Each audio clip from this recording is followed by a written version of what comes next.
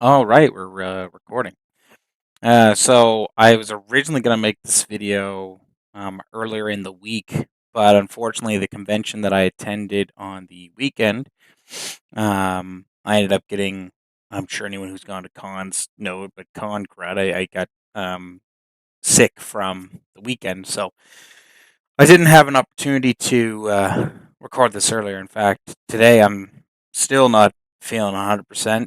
Um, this morning I was incredibly cold, and now I'm like boiling. Got my arms out, got the vent open down beside me here. So, um, but I didn't want to keep it too long, so bear with me. I might have to take the occasional drink, but we're gonna switch over here.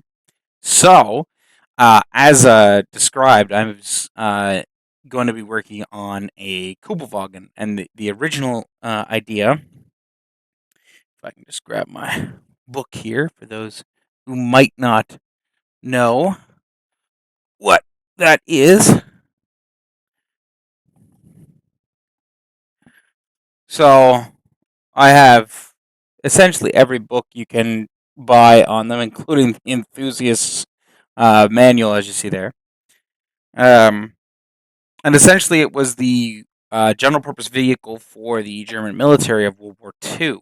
Um, as a reenactor, um, our our group doesn't have any vehicles yet, but a couple of our members are working on, as I said in the channel update, the Willys or Willis Jeep. Um, and rather than only having vehicles for the Allied, I wanted to make sure we had some vehicles for the Axis. So I'll switch over to here. I was going to start the project where I was going to basically, the intention was I bought a 1960 Beetle, um, and I was going to basically take for anyone who um, doesn't know, the chassis of the Beetle, um, especially the 1960 version, is nigh identical to a World War II Kubelwagen chassis. So I was just going to take that and make that my um, chassis and then build the frame upon it.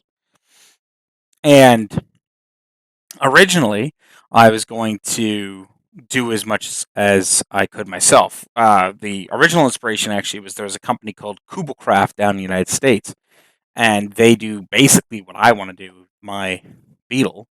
And so I was in contact with them, and I contacted Transport Canada, because I live in Canada, and anything you have to pull in across the border, especially when it's a vehicle, has to go through certain regulatory agencies and bodies, and mine's Transport Canada.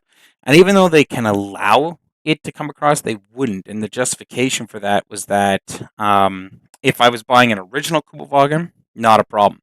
But because they're modifying a existing vehicle, and it doesn't necessarily meet all of the standards of the original vehicle, because they don't have the ability to confirm those kind of things, and it hasn't gone through the crash safety tests and all that stuff, they weren't going to let me. But Kubelcraft actually sold parts, so I was like, okay, well, whatever. If I can't get the whole thing, maybe I'll buy parts from them. But when I went to look at their website a couple weeks ago, the parts section was completely inaccessible. Now, it might come back, and I might still be ordering some pieces from them, but then I found KDF Osnice. If I'm butchering the name, I apologize. But I found this one, and they actually have each of the components. Um, as you can see, it's extensive,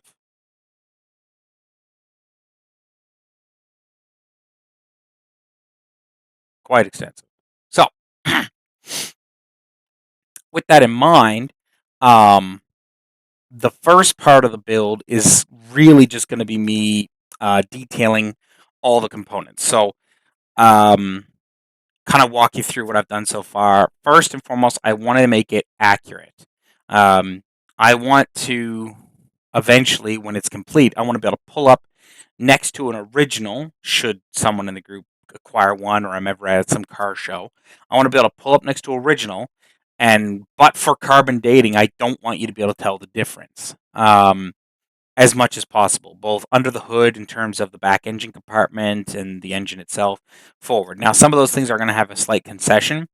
Um, Vehicles were made from Dura aluminum and Dura steel and these materials that you can't kind of get anymore because they were kind of um, you know unique to the time, and also the gauge. For example, a lot of these pieces I'm sure are going to be between 18 and 20, whereas the Germans used 19 to 21 at that time, which is kind of hard to get. So there will be some differences, and the increase in weight, if it's like the 18 gauge, which is of course a bit thicker than the 19, if it adds a bit of weight, I do have a newer engine. It's the 1960 engine, so comparably, even if we were to drive, the performance should be about the same because even though some of the parts are going to weigh a tiny bit more, the overall oomph of the engine should make up for that because, of course, as years went on, the engines got more and more powerful.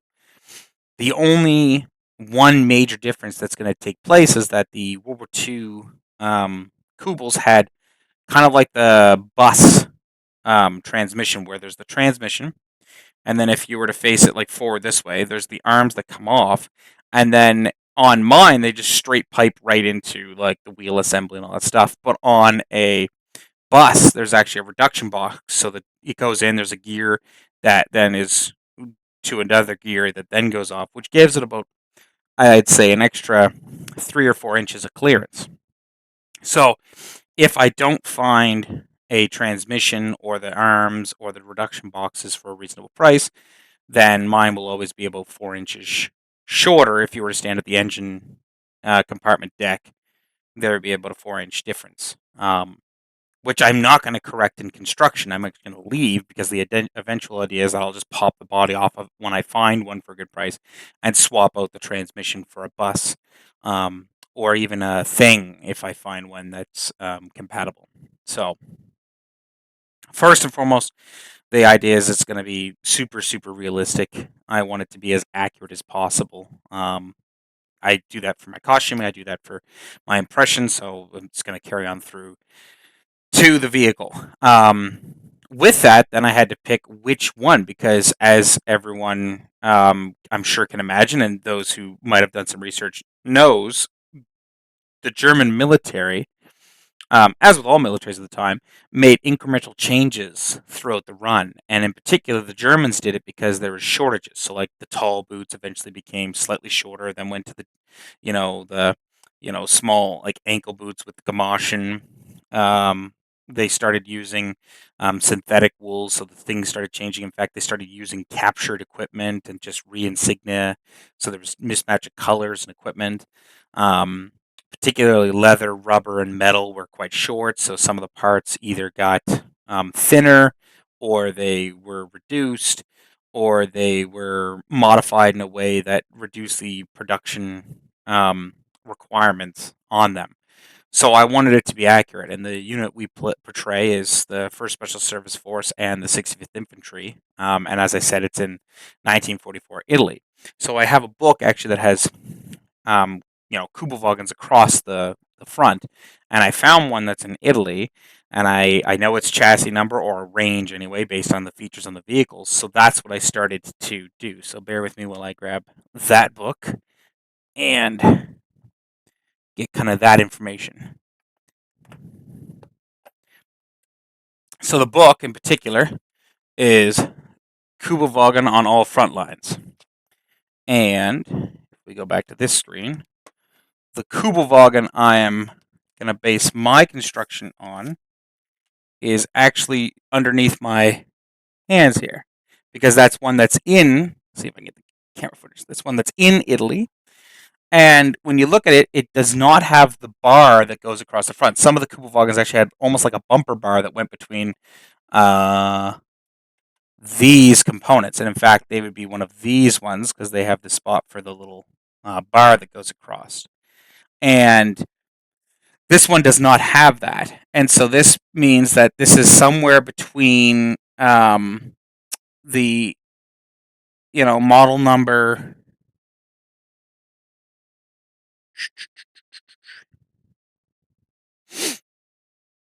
Yeah, so from body number 15 371, the front and rear bumper rods would be the defining feature for later. So it's before 15 371.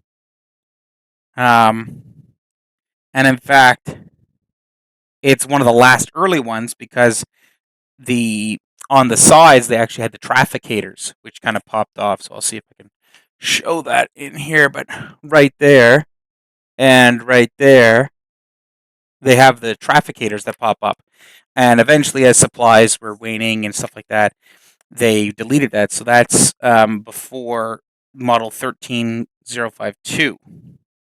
Um, but it still has the small um, fuel cap, which didn't start until 1401. So it kind of gives me a range. And basically, I had an idea of what features I wanted on the Kubel. And I said to my wife when I was starting this process, I was like, I don't want to pick and choose, oh, I like the early war of this and late war of this, unless I can find an actual physical, factual representation of one like that. So this one has basically, when I made the list of what I'd like to have on the vehicle, this basically ticked all of those lists.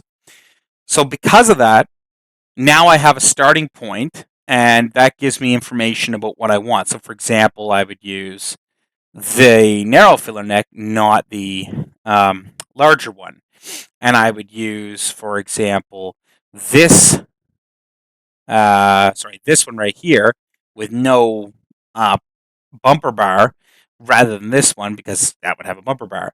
And so that kind of helps inform. Now, this is not set in stone because obviously I haven't purchased anything and things might change. I'm going to continue to do research. But in the early days, I'm kind of at this point just pricing out the vehicle. So if I go over to this tab here, I actually have a real manual for the Kubelwagen. And what I'm basically doing is it's in German. So for those who can read, great. I'm still learning, so it's not very helpful for me. So I'm piping things basically into Translate in the meantime. But I went down and found a particular picture. So yeah, this, for those who don't know, this is the frame.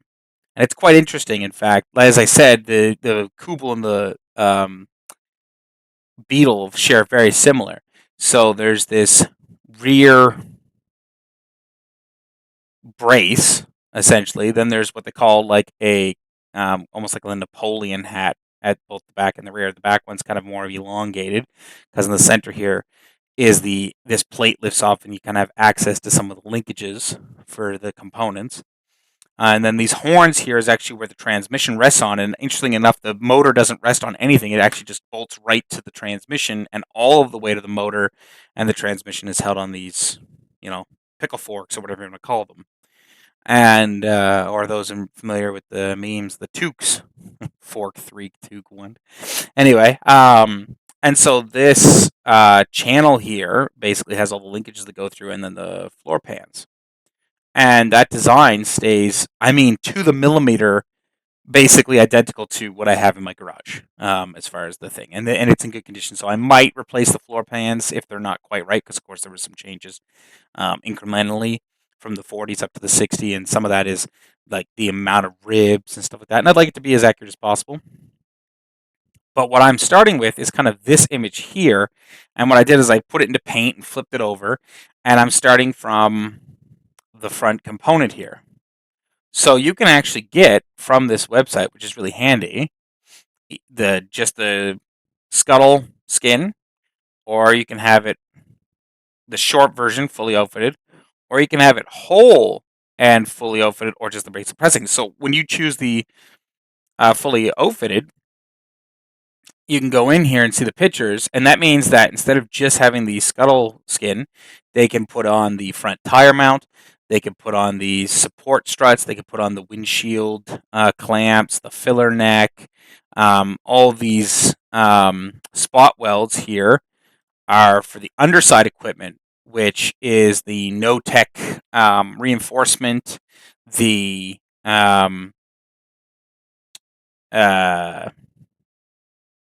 Jerry holder here, or the medical box. Technically, it's like the first aid box holder, because the jerry can's actually lower and kind of in the fire break. So the medical box holder, the steering wheel holder, the console here, the fuel tank holder, so you can have all that added. And they have basically every component. So if you clicked on this video expecting to see some cool build progress, not happening. It's going to be quite some time before I have that, because what's going to happen first is I have to get a complete list. So there might not be crazy updates right away, because I'm basically going to have to make my version of this, um, where I actually detail. And I've started that in a Google um, sheet. Um, so what I'm doing is basically, not only am I getting the part list, but I'm also referencing it on what part it finds itself on this document, so I can reference back at any point in time, but also what part number they have and the price. And so once I kind of know the price of the project in its entirety, if I were to order basically everything from this company, um, and I have a definitive list, then I can start scheduling tasks. So it's going to be a bit of a time before this gets started. I do hope to have this vehicle in some running form by next summer, so I can bring it out for our next impressions. We do some public ones in the summer usually. We do some private ones, practices, safety briefs, things like that beforehand. But the summers where we usually have our public showings. And I'm going to be bringing this out to not only that, but like, show and shines and things like that, as I build through this project. So there will be build videos. I have the welder. I have the cherry picker to lift the bodies off. I have engine stands, and a wide array of tools and equipment for this project. So there definitely will be getting into that. Um, but to start off with, I want to make sure I'm doing it right, and rather than just ordering pieces willy nilly, I want to make sure that what I have is as accurate as possible. So this is kind of like the announcement of the project formally, other than just the little channel update. Like, this is the formal announcement that this is when it's starting. These videos won't necessarily be every Tuesday, but when there's an update, I will do it. Please be patient with me, because this is going to be a long process. Um, Woods Farms used a 181 thing and made his into a Kubelwagen. So if you want to see, someone doing something very similar, you should check out his channel. But it's, as I've learned from anything in there, things don't always go according to plan, and it is a longer process. But this is going to be kind of a passion project. I always wanted to learn a little bit more about automotive. I wanted to be more self-sufficient, so not only doing engine work, but also the body work. So I look forward to delivering this content to you. It's going to be a bit each, um, you know, time I have an update, I will put one out, and there might be some weeks where they're bang, bang, bang weekly updates, but sometimes they might be more spread out. If anyone does have any questions on the progress of the video, wants to know what's going on, feel free to message me. I'm more than happy to answer questions. Um, at the end of the day, I want to deliver this content, so that people can, learn as I learn, because I'm certainly no expert.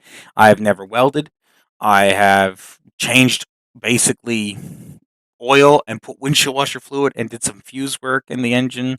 Very little, obviously, and the fuse work is technically electrical, not even, just happened to be in the engine compartment of the vehicle I was working on, and changed light bulbs and tires. So that's my extent. So I'll be learning a lot on this journey. One of the reasons I like doing these projects, same thing I like doing my cosplay, I like doing other builds, is for this learning process. So yeah, I hope you enjoy. I look forward to sharing the whole process with you, and I'm more than happy to share costs associated with the project for those that are interested. For example, like 10,000 CZK is about 644 Canadian when I last checked a couple weeks ago. So overall, I suspect the project's going to be coming in at, 10 to 20,000. in parts, but maybe less. And also, if I find that I'm running into it, I might throw up a Patreon. I was gonna do one anyway, but I might throw up like kind of like stretch goals for that, or do like a GoFundMe if people are also interested in seeing this project come to life. So that's it for this video. Once again, I apologize about the delay in it, and apologize for my presentation in this one because I just want to make sure I get this one out pretty quick. Um, and when I feel better, I'll make some better videos. But I'll see you in the next one.